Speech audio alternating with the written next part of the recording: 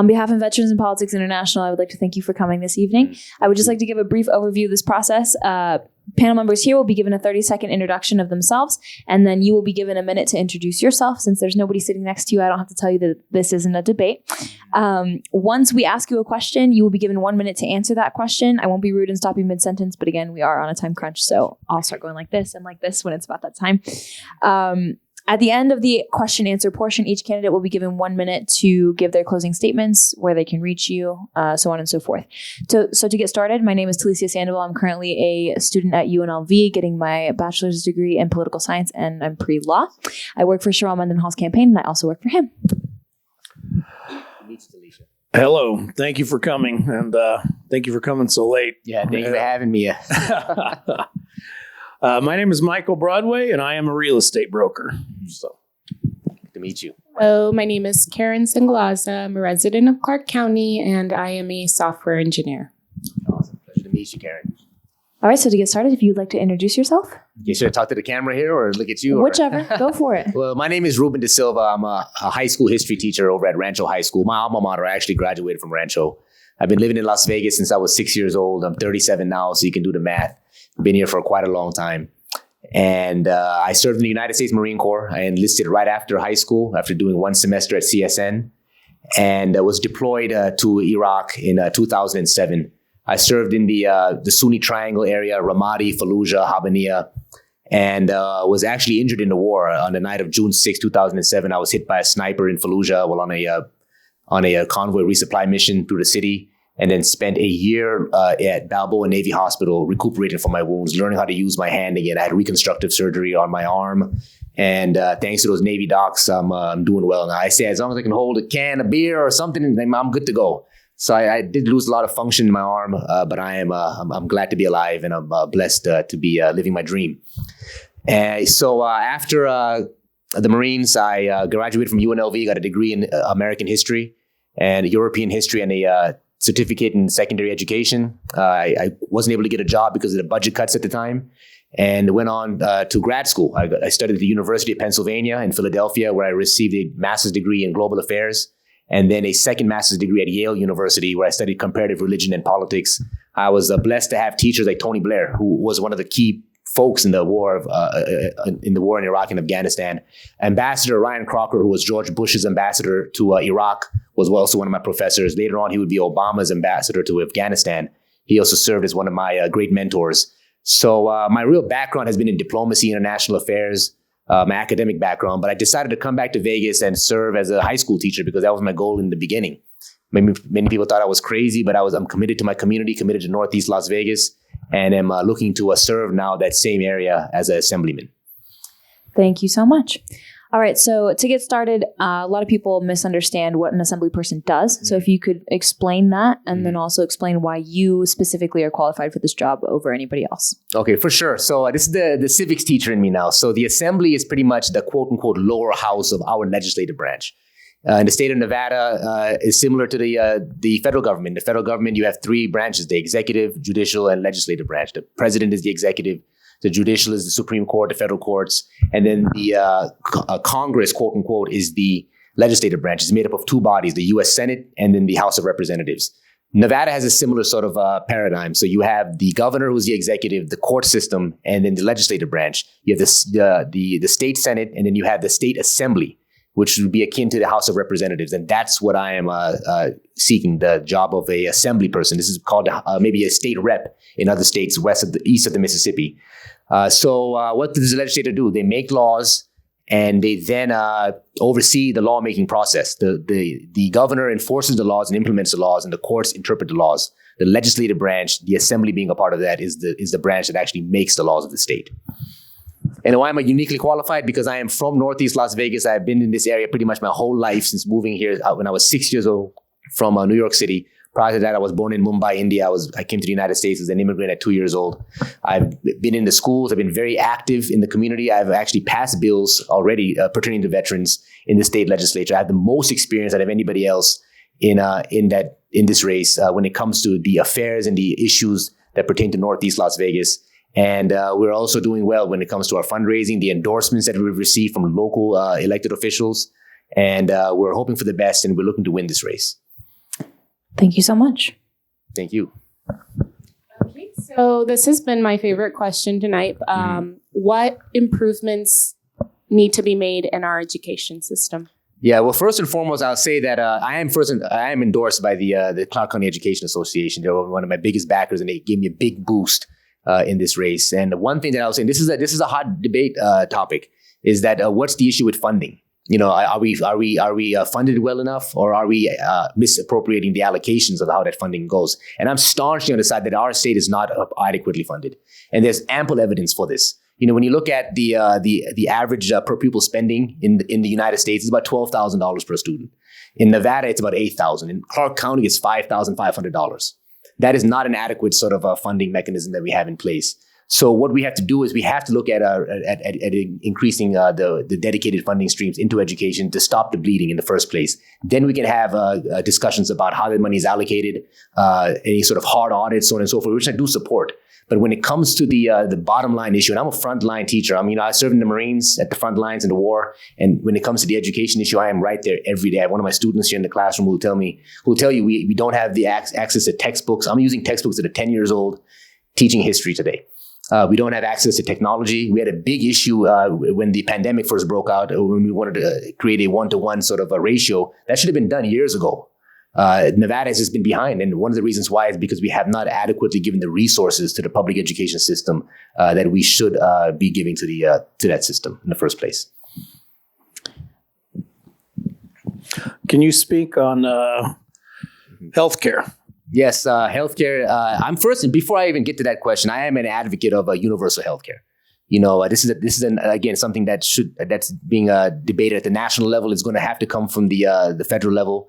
We need to have as every industrial economy has today, a universal healthcare system where you have a basic system that's provided by the state government, like the national health system in England, or the systems that are in place in places like France, Canada, Taiwan, Japan, all free market based societies with a healthcare now system that is provided by the state. I think we should aim for that. Now, when it comes to healthcare in Nevada, I think there are issues there. The biggest issue pertains to enrollment. So we have folks who are qualified for programs like Medicaid, but haven't enrolled yet, and that's been a perennial issue, especially since the onset of Obamacare and some of the implementations we've had where we've made healthcare more accessible. The issue has been enrollment. Another big issue that I know for a fact is affecting the healthcare system is that we don't have programs for folks who are undocumented. This is a significant portion of our population, and there has to be something done there where we can actually work towards creating a system where we can take care of those folks. That's the two biggest issues. I had a conversation with a major consulting organization that's now is lobbying in Carson City, and I asked them what are the issues, and they said that those are the two things. And also, I think we need to expand the amount of healthcare monies that are going into the federal level, and then allocating that out at the state level to our public health clinics, so on and so forth. Thank you. So my favorite question to ask of the night is the issue of the NRS statutes being pushed through very quickly. So I don't remember the exact number, but basically 3 were looked at very extensively, and the 180 or so were pushed through at the very last minute. What is your stance on that, and how would you change it? Or I think that when it comes to these biennial sessions, when we have sessions every 2 years for a 4-month time frame, that is one of the biggest issues when it comes to just pushing laws and maybe not having the adequate oversight and the in-depth sort of conversations we need to have about the lawmaking process. I am actually going to be proposing. I know many folks have. I know Senator Pat Spearman is behind this. Many folks have pushed the notion that we should have an annual legislative session where we can actually get a little bit more in the grains when it comes to lawmaking and take our time even when it comes to passing laws. Nevada is a state now that's expanded dramatically. Since I got here, my family moved here in 1991. I remember when this was the end of town. Jones was. The Rainbow was for sure. Like there was nothing but desert after that. And now this is the inner city. You know, this is the central part of our community. So we have grown exponentially in terms of our infrastructure, exponentially in terms of our population, and we are not a small state anymore. We're a major state, so we need to have an annual legislative session, I think, moving forward, where we can get a little bit more into the weeds and in depth and take our time when it comes to the lawmaking process. So, with the exponential growth that is continuing to happen, how do you feel about other people labeling Nevada or Las Vegas rather, as a sanctuary city? As a sanctuary city? I think that, this is vis-a-vis immigration, correct? I'm actually a supporter of arenas now where we protect people who are undocumented. I was an undocumented immigrant in this country till I was 13 years old. This country has afforded me all kinds of benefits, all kinds of great things. And I would not have had that if I was not protected by an individual named Richard Bryan. My family faced deportation in the early 1990s. The other senator at the time did not want to help. Many of the congressional representatives didn't. But his office was the only one that granted us, in a way, a sort of sanctuary, saying that, hey, look, this family's going to be torn apart if we implement this deportation. Let's allow them to stay here and make something of themselves. And eventually I was granted a work permit, social security card, and have gone on to become a public servant. I've served my community as a teacher, served my community as an Iraq War veteran. I got shot in the arm and shed blood for this country even before I was a citizen. Both my brothers are also in the Marine. One is in the Marine Corps. The other one serves as an Army intelligence officer today in the Army. He was also an undocumented immigrant. So when it comes to this notion of creating spaces that are unsafe, where folks are subject to deportation, I think is a inherently a problematic one, especially when we're having a national debate about immigration reform. And so I think we need to do more to protect folks from deportation, as opposed to deporting people for even small things like traffic offenses. What's your thought on border security? I think that we should implement some kind of border security. We can't just have an open, border where people are just crossing back and forth. We should have something. I think that's just common sense across the board. I studied international affairs, and one of the things that always comes up is the boundaries of a state and how do we go about working through it. I think there are ways of creating strong immigration policies where we allow families to unite, where we allow for broader opportunities for folks to come to this country. We have to look at maybe even expanding the amount of refugees we've taken in. We've actually it's gone into smaller and smaller amounts since the Second World War. We brought hundreds of thousands of folks after that war into this country. After the Indo-China, destabilization, the Vietnam War, and the areas, the countries around Vietnam, Cambodia, so on and so forth, we brought tens of thousands of people in, and we've slowly limited the number of people coming in. So I think that we have ample room. Our economy needs immigrants, and but on the same token, you got to have some sort of basic level of security at the border, and that's across all borders. I don't know that we necessarily have ample room. However, I am open to having, I mean, it's no secret that we've started with immigrants, and that's entirely the basis of our foundation for a country. Yeah. But we are overpopulated in a lot of areas. So how do you stand on that issue? Yeah, I think that's a debated topic right now. If you look at the laws of the country, like the immigration enforcement laws go back to 1881. That's the first time we had an actual law that said that we're going to stop a group of people from coming to the United States, and that was the Chinese Exclusion Act. Again, because there were folks were saying that there were too many Chinese people in San Francisco and California. And with the actual evidence shows that this was just a racist law that wanted to stop a group of people from coming into this country because there were so many of them. You look at the Nationality Acts and the immigration laws in 1920, 1924, which actually created the quota system. But quickly, business realized that we can't just ban all immigration. So what they did was they actually created one exception for Mexican immigrants. So you can come to the United States, pretty much an open border with Mexico from 1924 all the way to 1965. Then we started implementing border security measures, so on and so forth, with the Immigration Act of 65, which was overseen by Ted Kennedy at the time, a young senator who had just become a senator. And then we have further implementations that were put in place in 1986 with the Simpson-Mazzoli Act under Ronald Reagan, who granted amnesty to folks who were here, but also implemented several immigration mandates to limit immigration. So now we're stuck in this place now where we know that we need folks to come in and to work. But on the same token, we have a plethora of other issues that are at play: family unification, folks who are undocumented, the rising costs of services that are being provided. But in the end, I am staunchly on the side of this, that believes that immigration is good for the country. It keeps us vibrant, keeps us dynamic, it keeps us multicultural, and keeps us competitive in the global scheme of things. I think one of the things that makes America great is the fact that we have so many different peoples and resources we can pull from and utilize for the best of our country. As someone who came from a family of immigrants myself, I could not agree more. Thank you. Alrighty. So, as far as BDRs go, so bill draft requests, you are given 5 to propose when you are elected.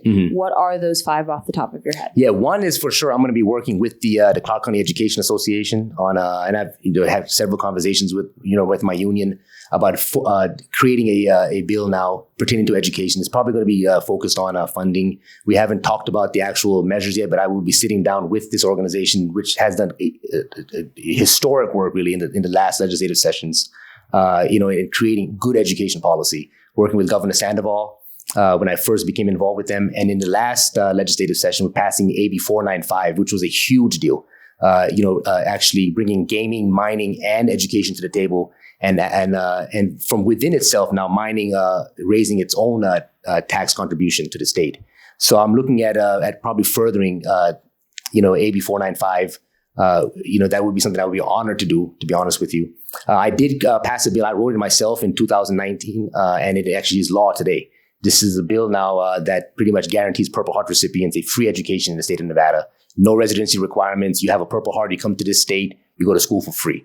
So it's not just a loss from our state, meaning we're giving somebody tuition money. Remember, federal dollars follow Purple Heart recipients, and that money is incorporated into the NSHE system. I passed that bill in 2019. I wrote it. Edgar Flores carried it for me, who is the current assemblyman from Assembly District 28. And I want to build on that bill as well. I want to extend it to family members, particularly children and even grandchildren, like you see in Utah, in Texas, as well as in North Dakota, I believe. So this is, again, I think, a way of furthering folks' educations, recognizing the sacrifices of combat wounded veterans, and also making education affordable and available, cost-free to more and more Americans. Could you elaborate on what a Purple Heart is for people at home that might not understand? Yeah, so Purple Heart is actually a medal that's given to combat wounded veterans. You have to be wounded in a war or a conflict by the enemy to receive it. I myself received mine after I was shot in the arm by a sniper. I have several friends, most of them, to be honest with you, in the sort of war that I was in, who received their Purple Hearts from being blown up because IEDs were kind of the main sort of improvised explosive devices, roadside bombs, so on and so forth, were the main sort of devices that were used against us in the war in Iraq. So that's what a Purple Heart is. It was established by actually George Washington, the Revolutionary War, the oldest decoration that we still have in place in the military. And I'm, proud and honored to have one. And that's why I specifically carried that bill to actually honor the legacies of my own Purple Heart brethren and sisters. Thank you. Any further questions? Okay, so it seems that we are done with our questioning. Mm-hmm. So I'm going to give you a minute or 2 to give your closing thoughts anywhere that you're going to look into that camera so you can speak directly to the people at home. Mm-hmm. Then give your campaign information, where people can contact you, where they can reach you, what your initiatives are. Mm-hmm. And I would also like to thank you for your service. Thank you. And thank you for doing this.